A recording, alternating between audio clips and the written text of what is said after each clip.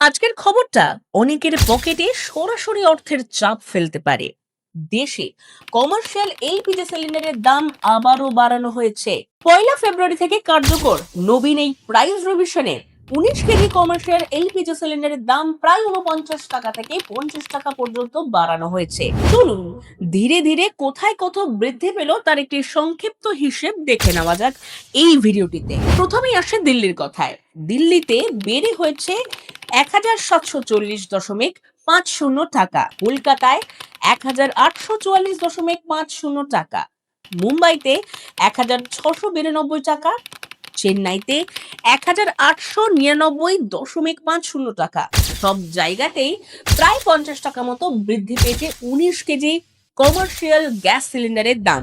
এই 19 কেজি সিলিন্ডারগুলো সাধারণত ব্যবহার করা হয় হোটেল, রেস্তোরাঁ, ক্যাটারিং, স্ট্রিট ফুড ভ্যান এবং অন্যান্য ব্যবসায়িক কাজে। কিন্তু একটাই সুখবর, ঘরোয়া 14.2 কেজি রান্নার গ্যাসের দাম অপরিবর্তিত রাখা হয়েছে। তাই ঘরোয়া গ্রাহকদের এই দাম এখনো আগের মতোই থেকে যাচ্ছে।